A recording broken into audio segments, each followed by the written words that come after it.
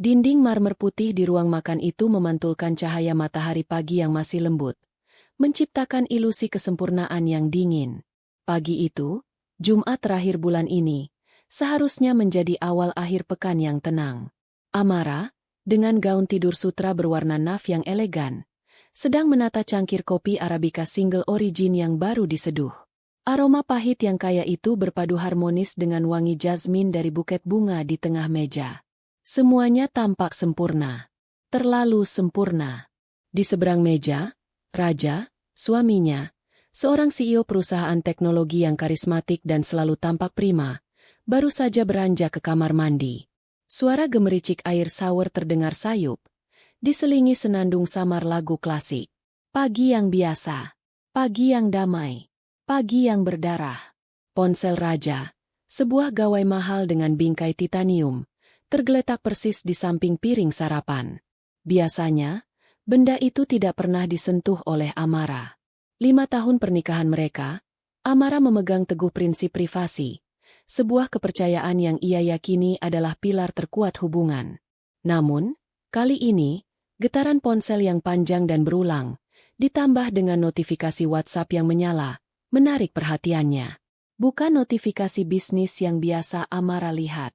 Di bawah nama kontak yang tercantum sebagai K Proyek, muncul barisan kata yang memotong napasnya.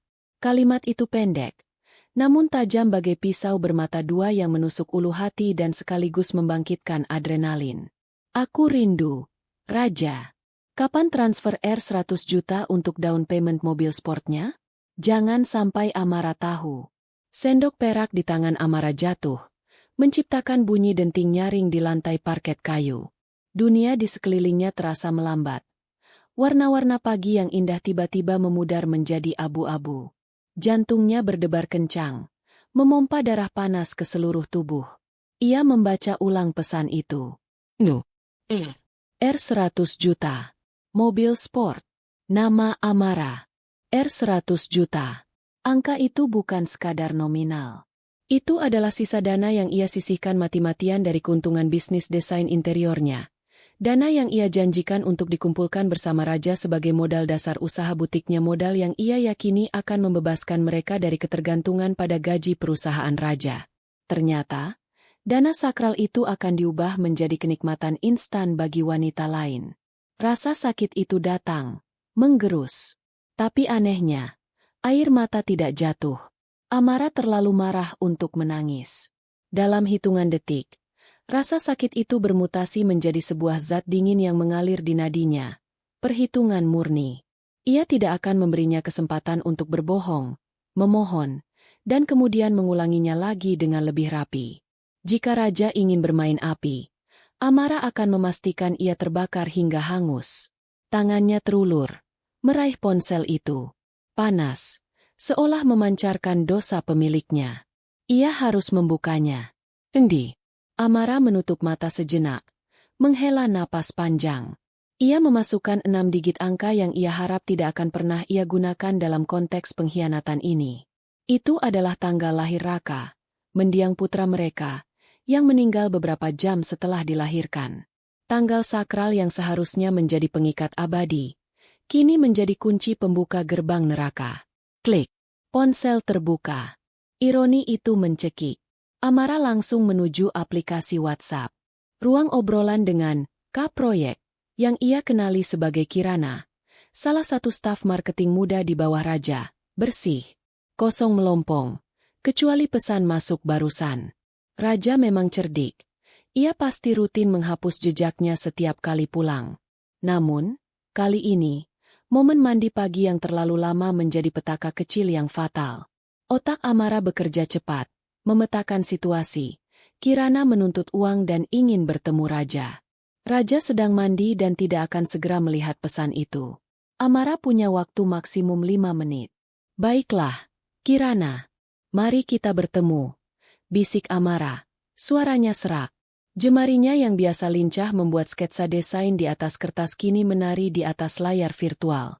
Ia harus meniru gaya komunikasi Raja. Singkat, sedikit arogan, tapi syarat janji. Ia mengetik, "Kesini saja. Istriku sudah keluar." Nanti kurus transferannya. Amara menekankan kata-kata itu. Istriku sudah keluar. Sebuah penegasan licik yang memperkuat alasan Kirana datang. Tombol kirim ditekan. Centang dua abu-abu berubah menjadi biru hampir seketika. Wanita itu jelas-jelas sedang memegang ponsel, menunggu. Indikator tipping muncul dengan cepat di layar. Balasan Kirana masuk, penuh nada manja dan kemenangan. Beneran, Mas? Istrimu yang galak itu sudah pergi? Oke, aku otu sekarang ya, sayang. 30 menit sampai.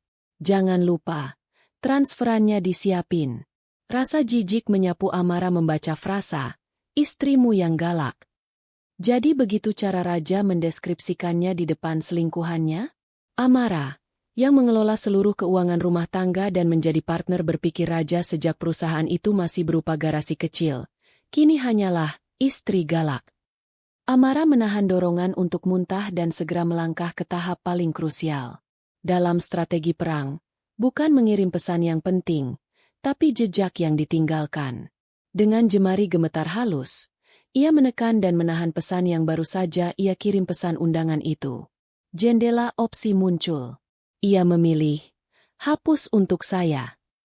Bukan, hapus untuk semua orang, yang akan membuat pesan itu hilang sepenuhnya dan Raja mungkin curiga.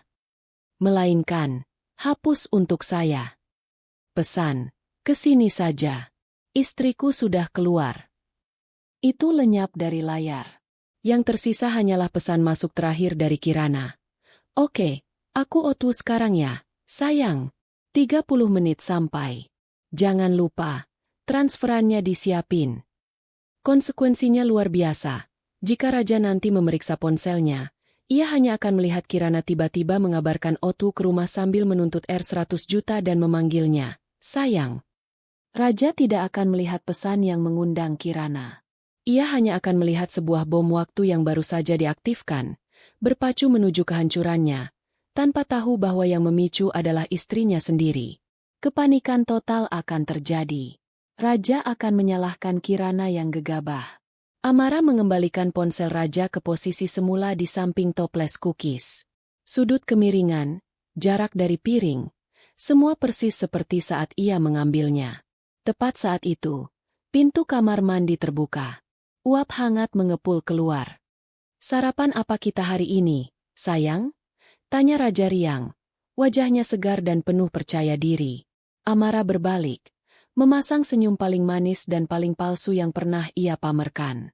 Nasi goreng spesial, Mas. Kesukaanmu.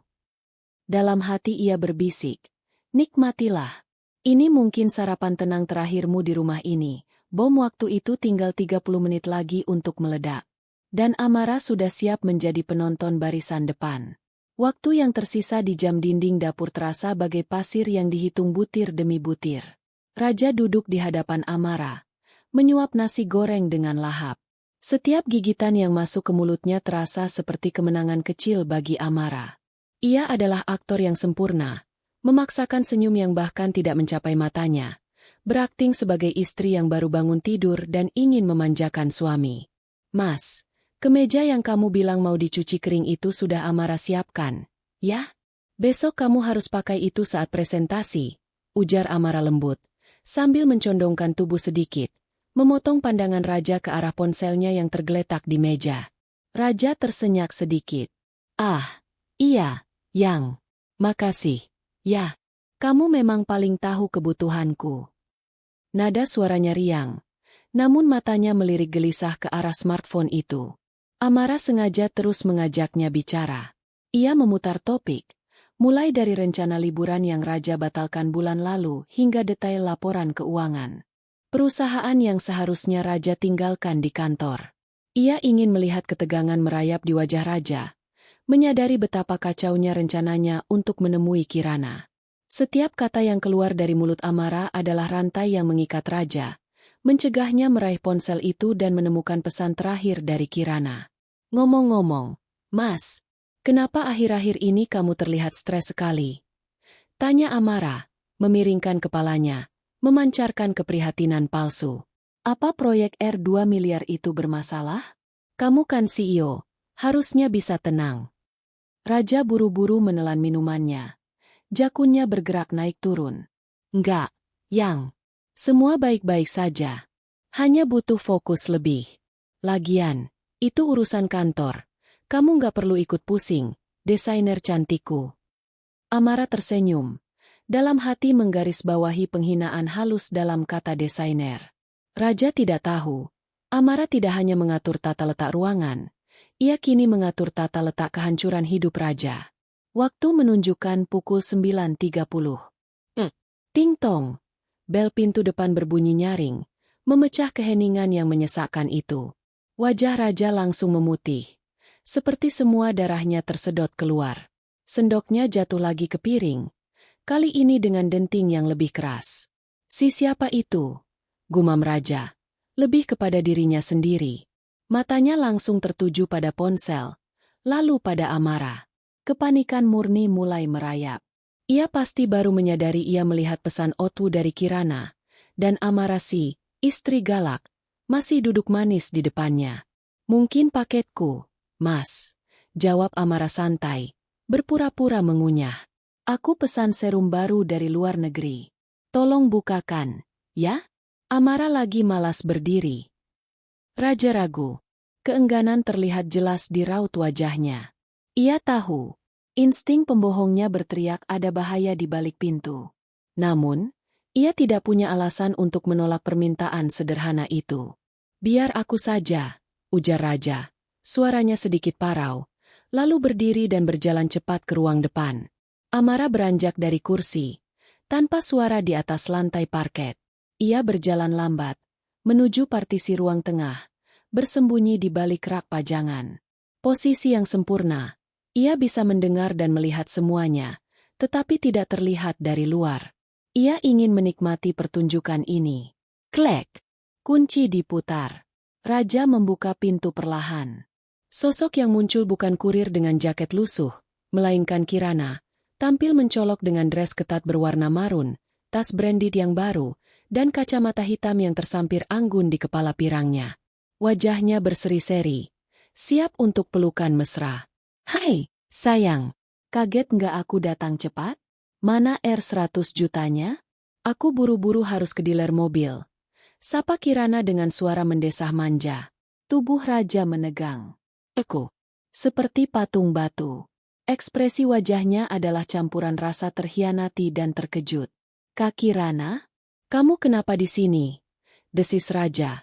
Suaranya tertahan, penuh kepanikan. Pulang. Siapa yang menyuruhmu ke sini? Kirana terkejut. Senyumnya pudar. Loh, kok ngusir? Kan kamu yang bilang Amara sudah pergi. Ayo, Mas. Aku butuh R100 juta itu sekarang. Tepat saat itulah Amara memutuskan untuk mengambil alih panggung. Ia melangkah keluar dari balik persembunyian, melipat kedua tangan di dada, dan memasang ekspresi bingung yang dibuat sesempurna mungkin. Mas, siapa tamu pagi-pagi begini? Kok tidak disuruh masuk? Suara Amara memecah ketegangan, dingin, tajam, dan penuh wibawa. Raja tersentak hebat. Ia menoleh ke belakang. Matanya terbelalak melihat Amara. Wajahnya berubah dari pucat menjadi abu-abu. Ia seperti orang yang baru saja melihat hantu dan pencuri mobil sportnya sekaligus. Kirana, yang baru menyadari keberadaan Amara, membeku. Ekspresi angkuhnya runtuh seketika. Loh, ini Mbak Kirana, kan? Asistennya Mas Raja? Sapa Amara ramah, berjalan mendekat dan berdiri tepat di samping Raja. Wah, rajin sekali hari Minggu ke rumah bos. Ada lembur mendadak, ya? Raja tergagap. Keringat dingin mulai menetes di pelipisnya. Iya, Yang. Ada berkas yang ketinggalan. Penting banget. Amara mengangguk-angguk, pura-pura percaya. Lalu ia menatap lurus ke mata Kirana. Tatapan yang menyampaikan bahwa ia tahu segalanya. Oh, berkas, ujar Amara, pelan. Tapi tadi saya dengar ada sebut-sebut angka R100 juta dan dealer mobil sport. Proyek kantor sekarang mengurus DP mobil pribadi, ya? Skakmat.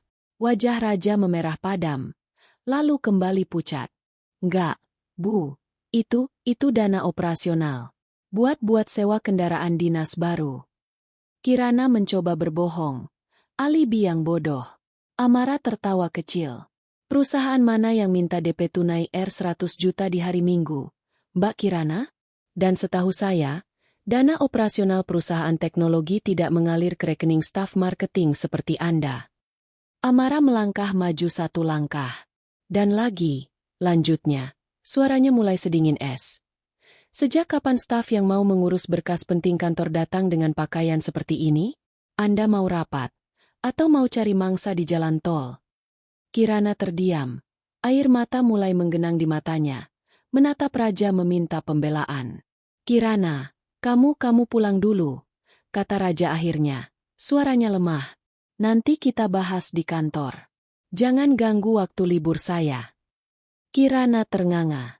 Dibentak di depan istri sah. Harga dirinya hancur. Dengan hentakan kaki kasar, ia berbalik. Baik, urus saja sendiri. Serunya sambil berjalan cepat meninggalkan rumah. Meninggalkan Raja yang kini berdiri kaku, tertangkap basah di tengah runtuhan kebohongannya.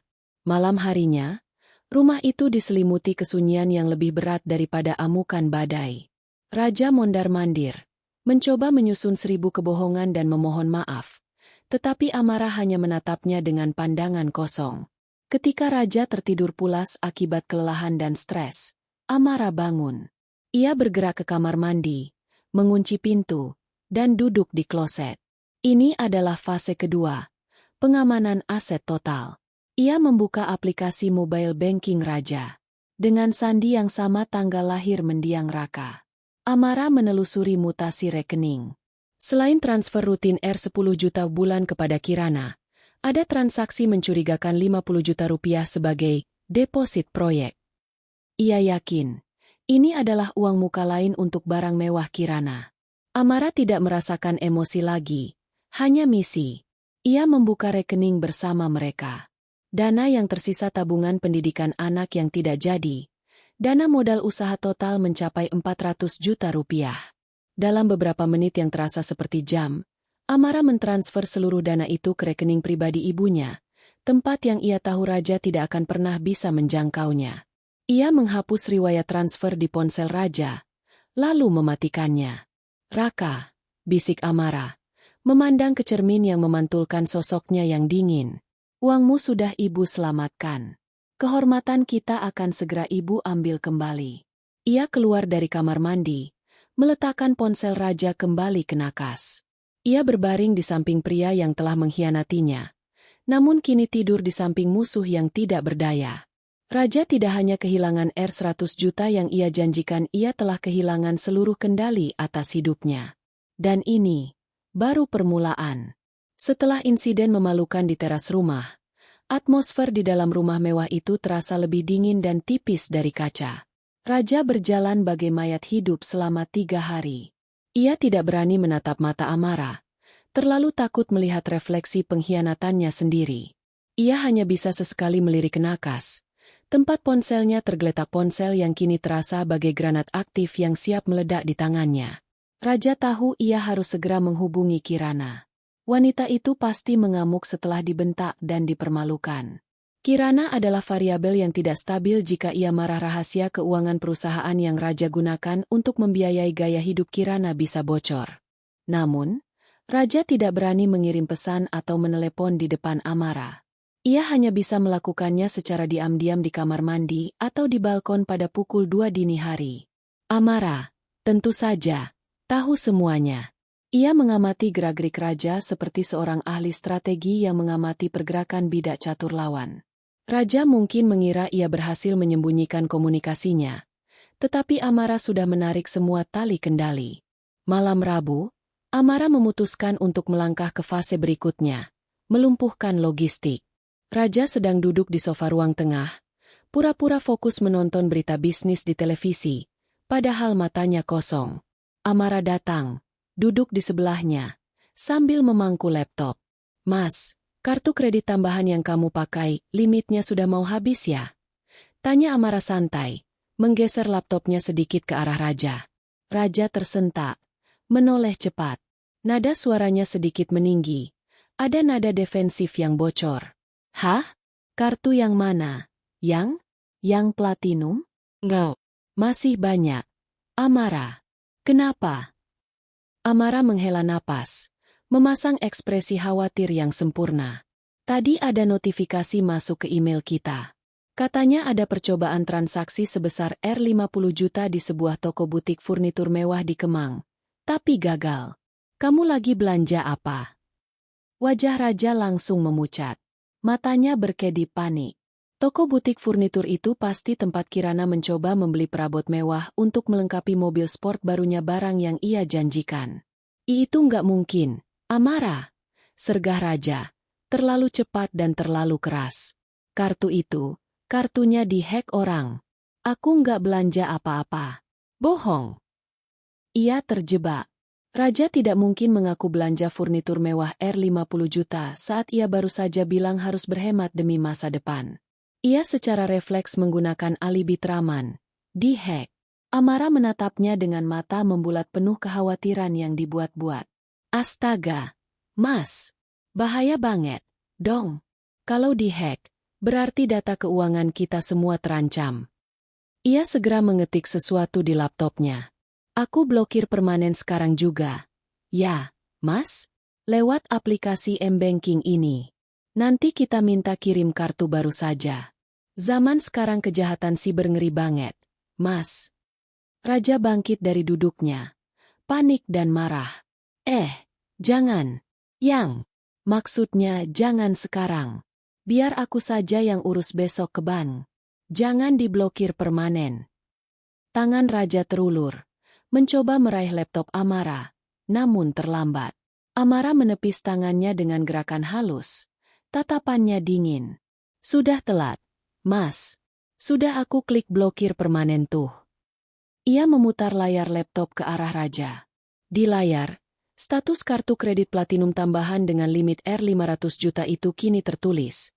Inaktif, diblokir permanen. Selembar plastik yang selama ini menjadi jaring pengaman terakhir Raja dan alat untuk memanjakan selingkuhannya kini hanya seonggok sampah tak berguna. Raja menatap layar itu. Matanya kosong. Lidahnya keluh. Kartu itu bukan hanya alat transaksi. Itu adalah kartu negosiasi dengan Kirana. Tanpa itu, Raja tidak punya apa-apa lagi.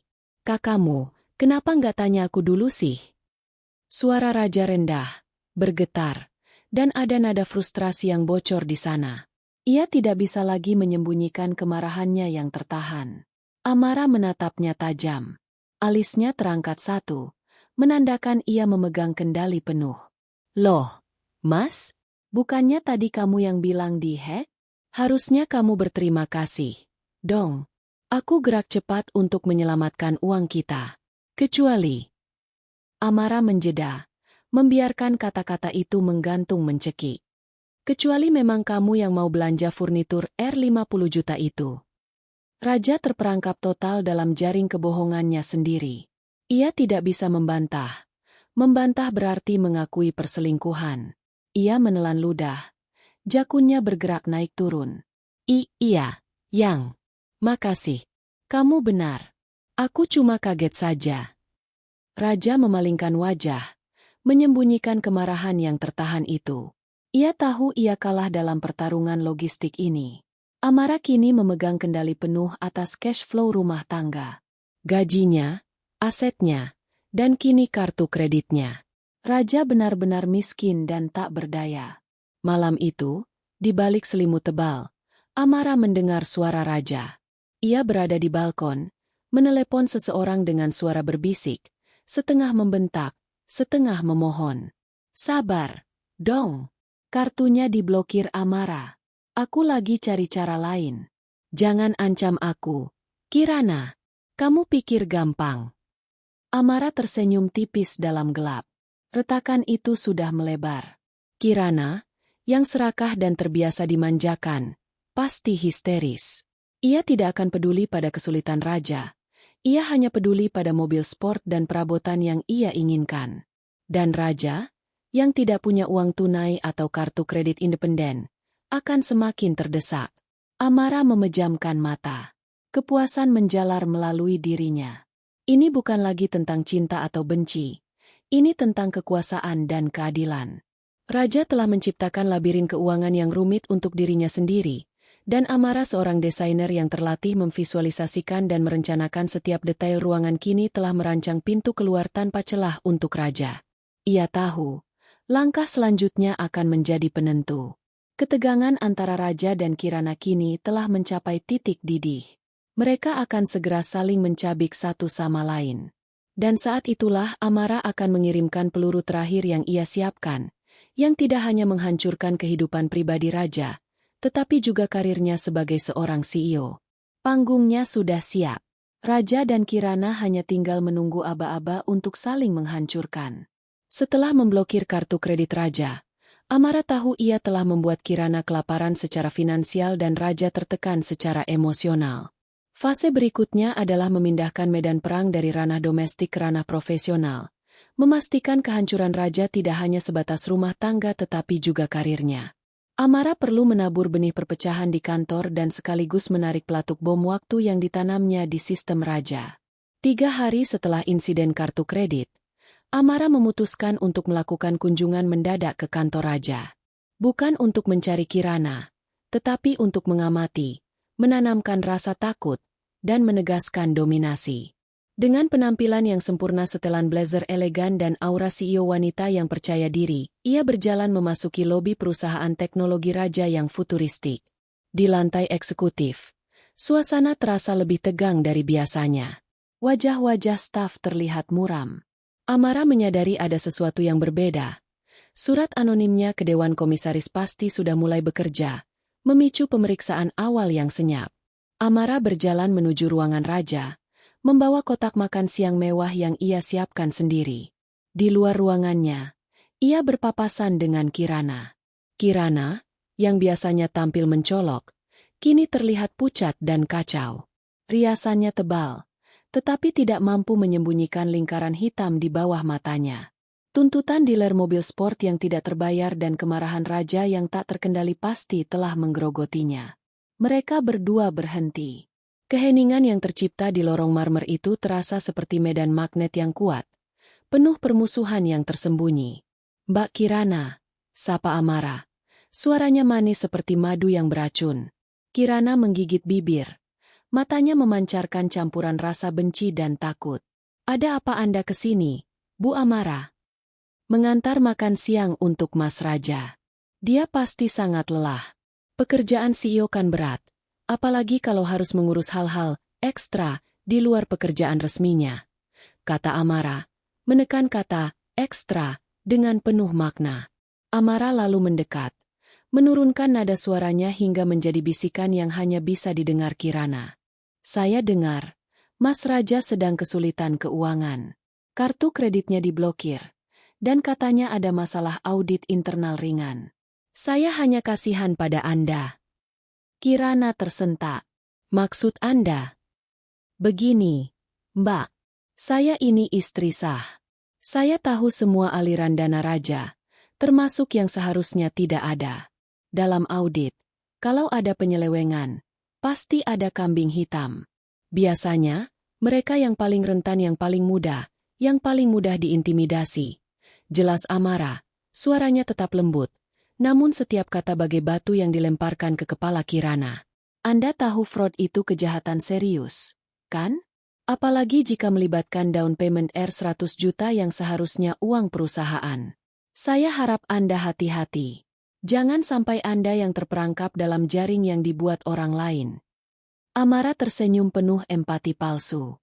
Ia tidak menuduh. Ia hanya menanamkan ketakutan. Ia membuat Kirana percaya bahwa raja akan segera mengorbankannya untuk menyelamatkan diri sendiri dari audit yang akan datang. Raja telah gagal melindunginya secara finansial. Kini raja juga akan gagal melindunginya secara hukum. Setelah itu, Amara meninggalkan Kirana yang terdiam kaku di lorong. Ia berjalan masuk ke ruangan raja. Raja sedang di meja kerjanya. Wajahnya tampak kelelahan dan penuh keringat dingin. Ia tidak sempat menyembunyikan dokumen-dokumen internal yang berserakan di mejanya, berisi hasil audit awal yang menunjukkan adanya gap dana. "Amara, kenapa kamu ke sini?" tanya raja terkejut, Suaranya sedikit kasar. Hanya membawakan makan siang. Kenapa, Mas? Ada yang salah? Amara bertanya kembali. Suaranya polos. Ia mengamati mata raja yang bergerak gelisah, mencari tahu apakah Amara sudah berbicara dengan Kirana. Nggak ada apa-apa, jawab raja buru-buru, sambil menyentuh beberapa dokumen seolah ingin menyembunyikannya. Hanya rapat yang ketat. Amara meletakkan kotak makan siang di meja, mengulurkan tangan seolah ingin merapikan dasi raja. Pada saat yang sama, jarinya yang cepat mengambil ponselnya dan memfoto sekilas beberapa baris ringkasan audit yang terlihat di dokumen terbuka itu sebuah data tambahan yang berharga. Kalau begitu, aku harus pergi. Jangan terlalu keras pada dirimu. Mas, kesehatanmu lebih penting daripada uang, ujar Amara, kali ini dengan nada penuh arti. Ia menoleh ke belakang sekilas, melihat raja yang kini memijat pelipisnya. Tampak menyadari bahwa ia telah kehilangan segalanya. Saat tiba di rumah, Amara segera bergerak ke ruang kerjanya. Jantungnya berdetak kencang, bukan karena ketakutan, melainkan antisipasi. Ini adalah puncak rencana fase ini. Ia membuka laptopnya. Amara menyusun laporan terakhirnya dengan teliti. Ia menyatukan semua bukti yang ia kumpulkan. Satu screenshot pesan Kirana yang menuntut R100 juta dan menyebut nama raja. Dua foto-foto mutasi transfer mencurigakan yang ia dapat dari ponsel raja, sebelum diblokir. 3 foto draft ringkasan audit internal yang baru saja ia ambil di kantor raja. 4. Analisis singkat mengenai bagaimana dana tersebut dapat dikaitkan dengan down payment aset non-perusahaan, mobil sport. Amara menyusunnya ke dalam sebuah berkas PDF yang rapi, profesional, dan anonim. Ia menggunakan email sekali pakai dan mengirimkannya ke 5 alamat email Dewan Komisaris Utama. Subjek email itu tegas dan tanpa emosi. Laporan indikasi fraud keuangan kelas atas oleh CEO. Setelah tombol kirim ditekan, Amara menarik napas dalam-dalam. Pertarungan di ranjang sudah selesai. Pertarungan di meja makan sudah selesai. Kini, pertarungan telah dipindahkan ke ruang meeting Dewan.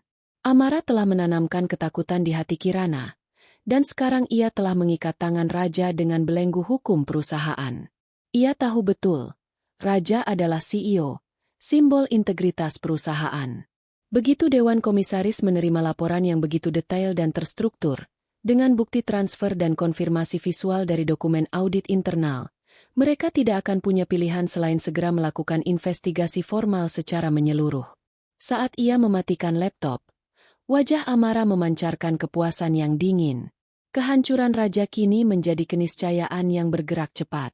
Dan ia hanya tinggal menunggu telepon dari Kirana, yang sebentar lagi akan menjadi sekutunya, demi menyelamatkan dirinya sendiri. Waktu yang berlalu setelah Amara mengirimkan laporan anonim ke Dewan Komisaris adalah masa inkubasi yang paling krusial. Amara tidak perlu berbuat apa-apa lagi. Ia hanya perlu menunggu raja dan Kirana saling menghancurkan diri di bawah tekanan. 2 hari setelah Amara mengunjungi kantor, ledakan itu terjadi. Raja pulang ke rumah pada dini hari. Wajahnya merah padam, nafasnya terengah-engah. Ia bukan hanya lelah, ia sedang dilanda kemarahan dan ketakutan yang luar biasa. Dia membanting kunci mobil di atas meja kaca, menciptakan suara keras yang memecah keheningan.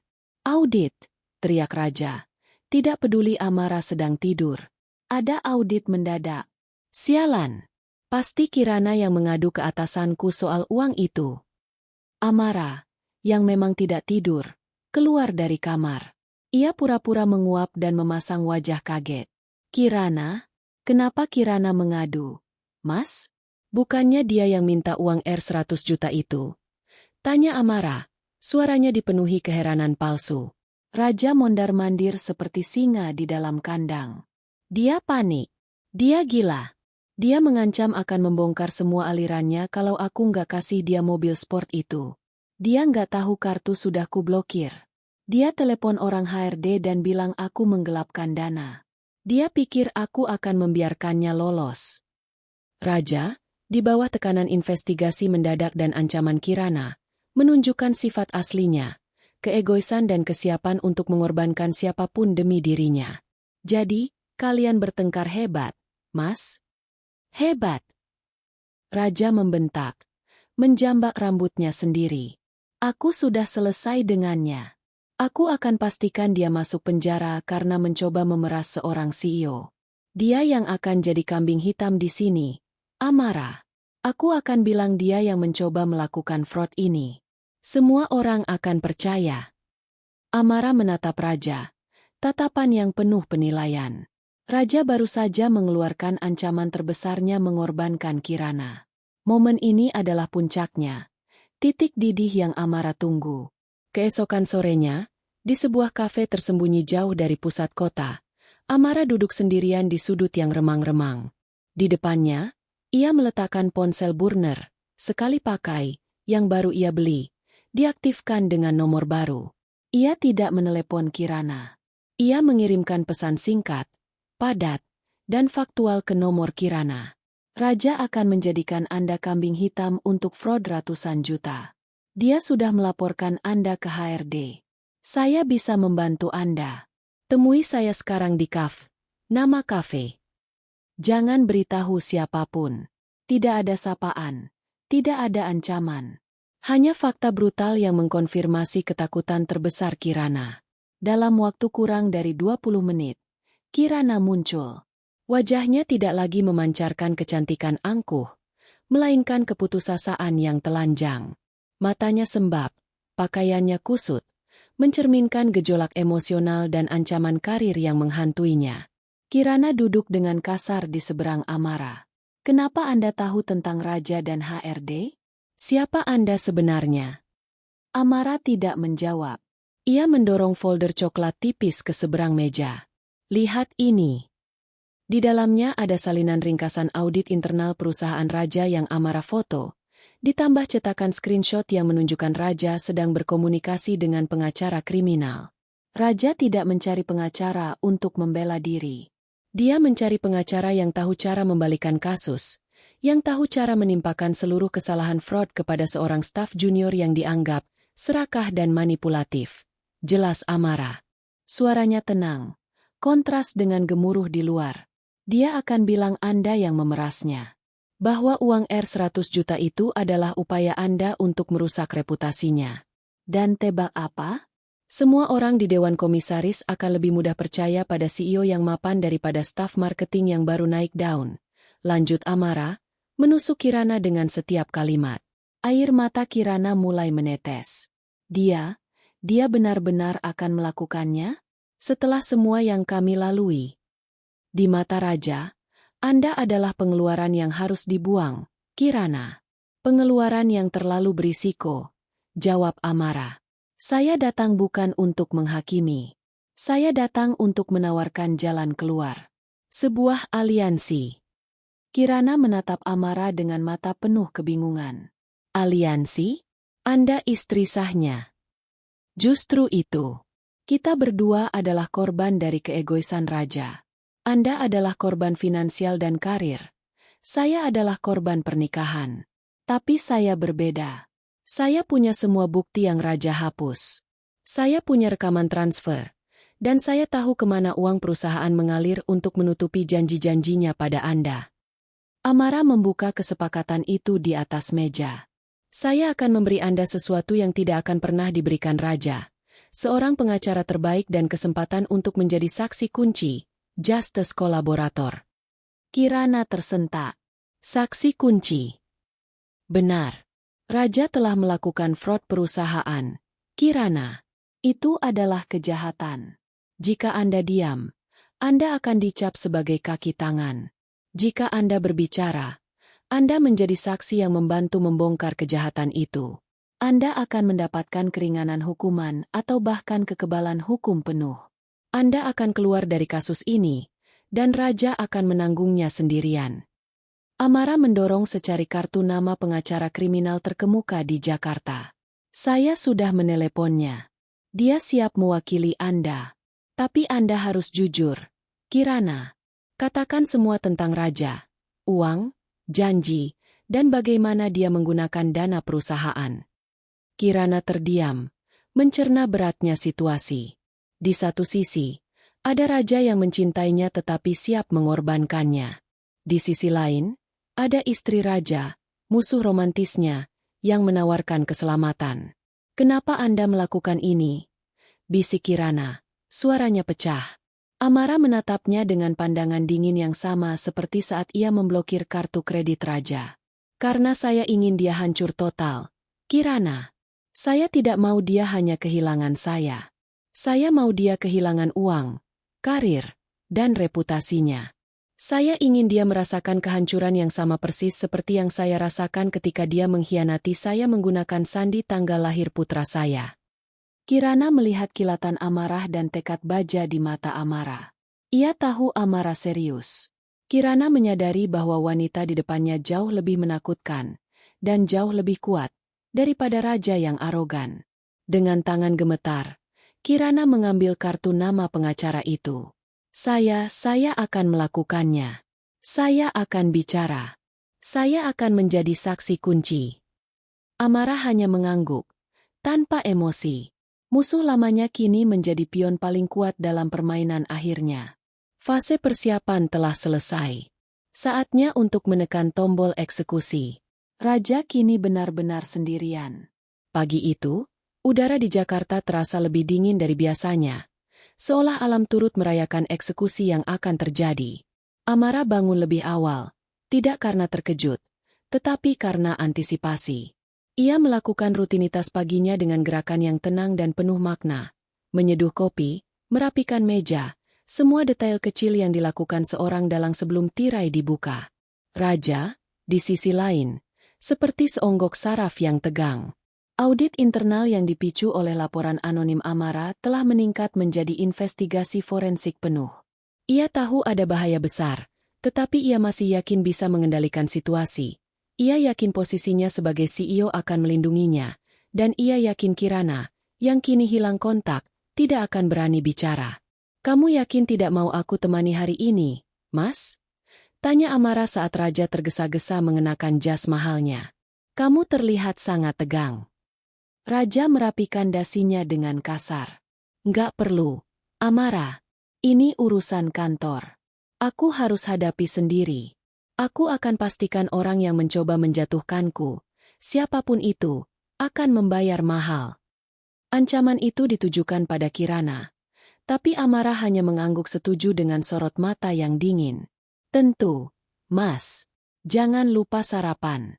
Kamu butuh energi," kata Amara, memberikan sarapan terakhir yang ia hidangkan sebagai istri. Raja pergi dengan mobil mewahnya, bergegas menuju kantor, yakin bahwa ia akan memenangkan pertempuran terakhir ini. Ia tidak tahu, mobil itu sedang membawanya ke kandang singa yang sudah dipagari Amara. Ketegangan itu terasa hingga ke lobi kantornya. Saat Raja melangkah keluar dari lift pribadinya menuju lantai eksekutif, ia merasa ada yang aneh. Suasana hening, staf menunduk, dan di ujung lorong, di depan pintu ruang kerjanya, berdiri dua sosok yang membuat jantung Raja mencelos.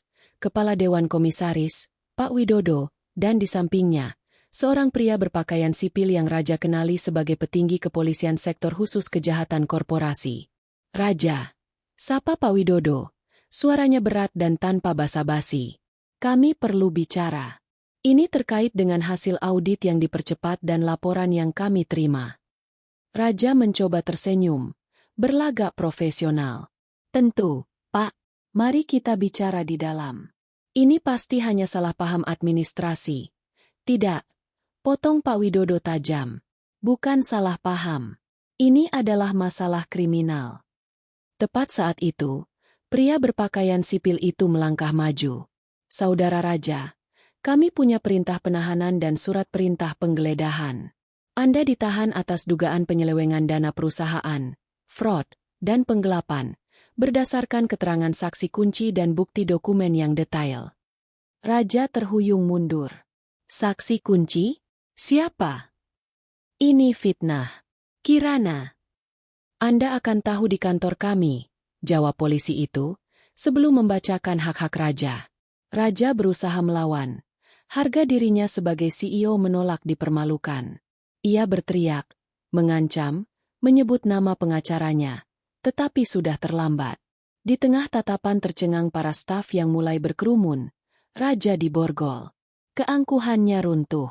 Saat raja digiring melewati lobi, menuju mobil polisi, ia melihat sekilas sosok yang membuatnya terdiam. Di sudut lobi, berdiri Kirana. Bukan sebagai staf, melainkan sebagai seorang saksi, ditemani oleh seorang pengacara berjas mahal. Kirana tidak tersenyum. Ia hanya menatap raja dengan pandangan kosong, seorang pengkhianat yang menukar raja dengan kebebasannya. Amara benar. Amara menerima panggilan telepon dari pengacaranya, yang juga menjadi penasihat hukum Kirana dalam kasus ini. Sudah selesai, Bu Amara. Penahanan telah dilakukan. Tersangka kooperatif, meskipun sedikit berteriak. Bukti kuat. Kirana memberikan kesaksian yang sangat detail, mengkonfirmasi aliran dana R100 juta itu sebagai DP mobil sport dan dana lainnya sebagai suap untuk menutupi fraud lainnya. Anda bisa tenang. Terima kasih, jawab Amara. Tidak ada kegembiraan dalam suaranya. Hanya penyelesaian. Malam harinya, Amara pergi ke kantor polisi. Ini bukan kunjungan seorang istri. Ini adalah kunjungan seorang algojo yang datang untuk memotong tali kehidupan terakhir korbannya. Raja duduk di ruang tahanan yang sempit dan berbau apek. Matanya merah, wajahnya kotor, jas mahalnya kusut dan penuh keringat. Harga dirinya telah hancur total. Begitu melihat Amara, ia merangkak mendekat ke jeruji besi. Amara, sayang, akhirnya kamu datang. Tolong aku. Aku dijebak. Yang, aku nggak bersalah. Kamu harus percaya aku. Raja memohon. Suaranya parau dan putus asa. Mereka nggak akan membiarkan aku pergi. Amara, aku butuh pengacara kita. Aku butuh akses. Uang untuk jaminan. Aku butuh kamu. Amara menatapnya. Ia tidak menunjukkan rasa kasihan. Ia mengeluarkan sebuah map merah yang ia bawa dan menyodorkannya melalui celah jeruji besi. Aku datang bukan untuk menolongmu, Mas. Ujar Amara. Suaranya tenang dan fatalistik. Aku datang untuk menyelesaikan apa yang kamu mulai. Raja mengambil map itu dengan tangan gemetar. Ia membukanya, dan matanya membaca judul dokumen di dalamnya. Gugatan perceraian. Pukulan itu membuatnya limbung. Ia menatap Amara. Matanya dipenuhi ketidakpercayaan. Kamu bercanda. Ini nggak lucu. Amara. Tidak lucu, Mas. Ini adalah akhir. Aku tidak hanya memblokir kartu kreditmu. Aku yang mengirim laporan anonim ke Dewan Komisaris. Aku yang meyakinkan Kirana untuk menjadi saksi kunci yang memberatkanmu. Semua kehancuranmu, Raja, dimulai dan diselesaikan olehku. Raja terdiam, mencerna kenyataan yang mengerikan itu. Ia menatap istrinya, musuh terbesarnya, yang selama ini tidur di sampingnya. Kenapa, Amara? Kenapa kamu begitu kejam? Desis Raja. Amara membalas tatapannya. Kejam? Kamu tahu sandi ponselmu? Tanggal lahir Raka. Kamu gunakan tanggal lahir putra kita yang sudah meninggal untuk membuka pintu ke perselingkuhanmu. Kamu mengambil R100 juta yang seharusnya menjadi modal kemandirian kita, uang yang kita kumpulkan atas nama masa depan yang kamu hancurkan. Kamu tidak hanya mengkhianatiku, Raja. Kamu mengkhianati jiwa rumah tangga kita. Dan aku harus memastikan bahwa kamu tidak hanya kehilangan aku, tetapi juga semua yang kamu anggap berharga, uang, kekuasaan, dan kehormatanmu, agar kamu merasakan seberapa sakitnya rasa kehilangan yang sesungguhnya. Amara berdiri. Ia tidak menunggu jawaban. Ia berbalik, meninggalkan Raja di balik jeruji, berlumuran keringat, menangis dalam keputusasaan total. Misi telah selesai. Raja telah hancur. Setelah Amara meninggalkan Raja dalam ruang tahanan yang dingin, pertempuran hukum dan emosional memasuki fase resolusi yang cepat dan tanpa ampun. Bagi Amara, proses ini bukan lagi tentang dendam, melainkan tentang penegasan keadilan dan pemulihan diri. Ia telah meletakkan fondasi yang begitu kuat. Kini ia hanya perlu menyaksikan arsitektur kehancuran Raja selesai dibangun. Sidang kasus fraud korporasi yang melibatkan Raja menjadi berita utama nasional. Karismanya yang dulu diagung-agungkan kini menjadi bahan cemoohan. Kesaksian Kirana, yang diwakili oleh pengacara handal Amara, sangatlah memberatkan. Kirana, dengan air mata penyesalan palsu, membongkar semua janji raja, aliran dana tersembunyi, dan bagaimana raja menyalahgunakan kekuasaannya untuk membiayai gaya hidup terlarang. Bukti-bukti yang dikumpulkan Amara, foto-foto transaksi, sandi rahasia, dan dokumen internal melengkapi kesaksian itu dengan data yang tak terbantahkan. Keputusan pengadilan dijatuhkan dengan cepat dan keras. Raja divonis hukuman penjara yang panjang atas tuduhan penyelewengan dana dan fraud korporasi. Yang lebih menyakitkan bagi raja adalah vonis denda dan ganti rugi yang besar, yang mengharuskannya melikuidasi hampir semua aset pribadinya. Pria yang selama ini mengukur nilai dirinya dari kekayaan, kini kehilangan segalanya. Uang, kekuasaan, dan bahkan kebebasannya. Paralel dengan kasus kriminal, gugatan cerai Amara berjalan mulus. Berkat perencanaan finansial yang matang dan fakta bahwa raja divonis bersalah karena fraud, yang seringkali memberikan keuntungan hukum pada pihak korban di dalam pernikahan, Amara berhasil mempertahankan kepemilikan penuh atas rumah dan aset properti lainnya yang ia kelola sejak awal. Sepekan setelah ketukan palu pengadilan memvonis raja, Amara berdiri di depan pengadilan agama, menerima akta cerainya. Angin sore bertiup, menerbangkan sehelai rambutnya.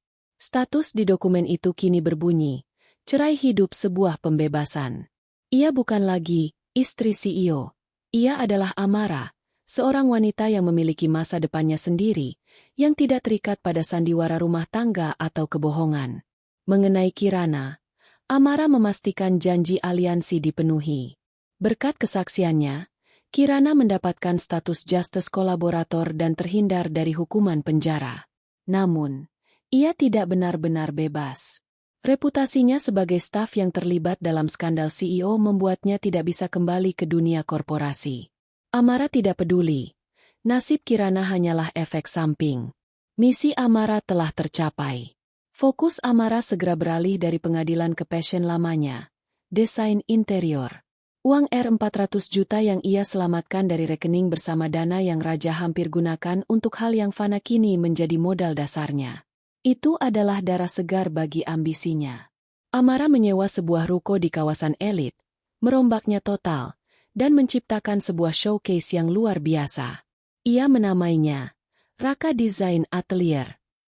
Nama putranya, yang sandi kelahirannya menjadi kunci kehancuran dan sekaligus kunci kebangkitannya. Setelah berbulan-bulan kerja keras dan perencanaan yang detail, hari pembukaan tiba. Malam itu, butik desain Amara dipenuhi kolega bisnis, klien lama, dan para desainer ternama. Cahaya chandelier mewah memantul dari perabot elegan yang ia rancang sendiri. Amara, kini tampil dengan aura yang berbeda, bukan lagi istri yang lembut, tetapi seorang pengusaha tangguh, percaya diri, dan memiliki kendali mutlak atas hidupnya.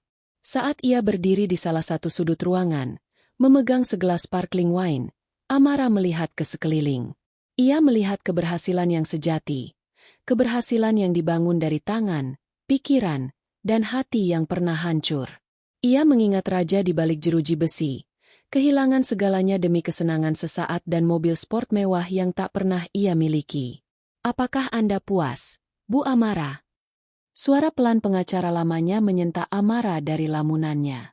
Amara menoleh, senyum tipis terukir di bibirnya. Senyum itu bukan lagi senyum palsu saat menyambut Kirana.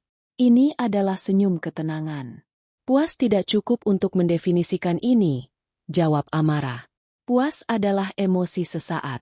Ini adalah kedamaian. Saya tidak membalas dendam. Saya mengembalikan keseimbangan. Dia mengambil masa depan saya mengambil kendalinya. Sekarang, saya membangun masa depan yang baru, tanpa dia. Amara mengangkat gelasnya. Kemenangannya bukanlah ketika raja diborgol, melainkan pada saat ini. Berdiri tegak di dalam butik yang ia bangun dari reruntuhan pengkhianatan, menggunakan uang yang ia selamatkan untuk menopang kemandiriannya. Ia telah menukar tangis kesedihan dengan desain yang indah, dan janji palsu dengan fakta bisnis yang menguntungkan. Malam itu, Amara pergi tidur di rumah yang sepenuhnya miliknya, tanpa ada pria yang menyembunyikan rahasia di sampingnya. Tirai telah ditutup. Cerita tentang CEO yang jatuh dan istri yang bangkit, kini resmi selesai, meninggalkan jejak inspirasi bagi siapapun yang berani mengambil kendali atas takdirnya sendiri. Amara akhirnya menemukan kebebasan yang ia cari, berkat sandi cinta yang menjadi sandi kehancuran. Waktu memiliki cara kerja yang aneh. Setelah gejolak badai, waktu bergerak cepat, menutupi bekas luka dengan debu kesibukan baru. 3 tahun berlalu sejak Amara berdiri di luar pengadilan agama, menerima akta cerainya. 3 tahun sejak Raja di Borgol dan Kirana menjadi saksi kunci.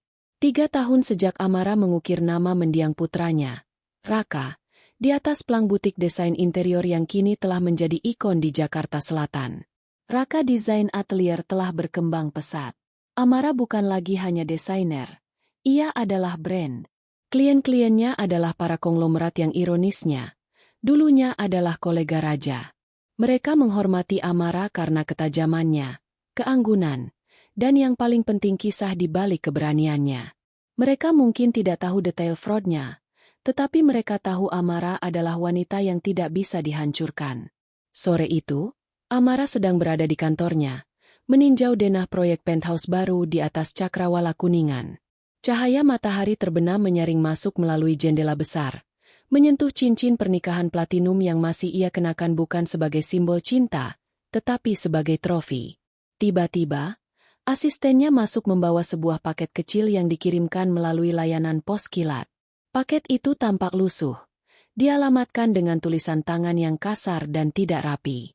Tidak ada nama pengirim, hanya kode pos dari lembaga pemasyarakatan. Jantung Amara berdetak sekali, keras, lalu kembali tenang. Ia sudah tahu siapa pengirimnya. Ia mengambil gunting stainless steel di mejanya, memotong lakban paket itu dengan gerakan yang tenang dan presisi. Di dalamnya, hanya ada 2 benda. Benda pertama adalah selembar surat. Tulisan Raja di atas kertas tipis itu menceritakan tentang tahun-tahunnya di balik jeruji besi, penyesalannya yang terlambat, dan pengakuan bahwa Amara adalah satu-satunya cinta sejatinya. Raja memohon pengampunan, berjanji akan berubah, dan meminta Amara untuk menunggunya kembali dan membangun kembali sisa-sisa hidup mereka. Amara membaca surat itu sampai akhir, tanpa emosi. Surat itu adalah upaya terakhir Raja untuk memanipulasi, untuk menegaskan bahwa ia adalah korban. Amara tersenyum pahit. Tidak ada pengakuan yang sesungguhnya. Hanya permintaan, hanya ego. Benda kedua di dalam paket itu adalah sebongkah logam kecil. Amara mengambilnya. Itu adalah kunci chip mobil. Kunci chip untuk mobil sport mewah yang Raja janjikan pada Kirana. Mobil yang R100 juta dari tabungan mereka seharusnya menjadi uang mukanya. Mobil yang Raja tidak pernah miliki. Amara menghela napas. Raja tidak mengirimkan kunci mobil. Ia mengirimkan simbol kegagalannya. Ia ingin Amara tahu bahwa penyesalan terbesarnya bukanlah kehilangan Amara, tetapi kegagalan mendapatkan mobil sport itu dan akhirnya tertangkap karena R100 juta yang konyol. Amara berjalan ke tempat sampah di sudut ruangannya. Ia tidak merobek surat itu. Ia meletakkannya di bibir tempat sampah dengan hati-hati. Ia mengambil kunci chip mobil itu, memutarnya di antara jari-jarinya yang ramping, merasakan logam dingin itu. Ini sudah tidak relevan, Mas, bisik Amara, tidak kepada Raja yang jauh di sana, tetapi kepada dirinya sendiri di masa lalu. Permainanmu berakhir saat kamu membiarkan sandi itu sandiku mengkhianati janji kita. Ia menjatuhkan kunci chip itu ke dalam tempat sampah, tepat di atas surat permohonan maaf Raja. Amara kembali ke mejanya, membuka laci kecil. Di sana, ia menyimpan prototipe pertama dari desain logo Raka Design Atelier, sebuah lingkaran yang memeluk sebuah siluet bintang kecil. Raja pernah bertanya mengapa ia menamai butiknya dengan nama mendiang putra mereka. Amara menjawab bahwa itu adalah penghormatan. Jawaban yang sebenarnya adalah, Raka adalah sandi. Sandi yang ia gunakan untuk membuka ponsel Raja. Sandi itu membuktikan bahwa Raja telah menukar hal yang paling suci, kenangan akan anak mereka, dengan hal yang paling kotor, perselingkuhan. Dengan menamai butiknya Raka, Amara memastikan bahwa setiap hari, setiap kesuksesan, dan setiap rupiah yang ia hasilkan adalah sebuah deklarasi perang yang berhasil dimenangkan. Kesuksesannya bukan lagi hanya tentang uang. Itu adalah monumen yang dibangun di atas kehancuran raja. Setiap kursi yang ia desain, setiap dinding yang ia cat, adalah bukti bahwa ia menggunakan kecerdasan dan fokusnya untuk membangun, alih-alih meratap. Amara menutup laci itu. Ia kembali menatap denah penthouse di mejanya. Dia telah melangkah jauh dari wanita yang gemetar di dapur, terkejut oleh satu notifikasi WhatsApp. Ia tahu, di luar sana, orang akan selalu bertanya-tanya, apakah ia benar-benar hanya ingin balas dendam? Atau apakah dia adalah predator yang memang menunggu kesempatan untuk melompat ke kekuasaan? Amara tidak menjawab. Ia tidak perlu. Ia telah memenangkan permainan terbesarnya. Ia memiliki segalanya. Kekayaan yang legal, kebebasan yang mutlak, dan kekuatan yang didapat dari menghadapi pengkhianatan terburuknya. Amara mengambil ponsel pribadinya. Bukan ponsel raja, bukan ponsel Burner. Ia membuka aplikasi kalender dan membuat pengingat tahunan di tanggal lahir Raka.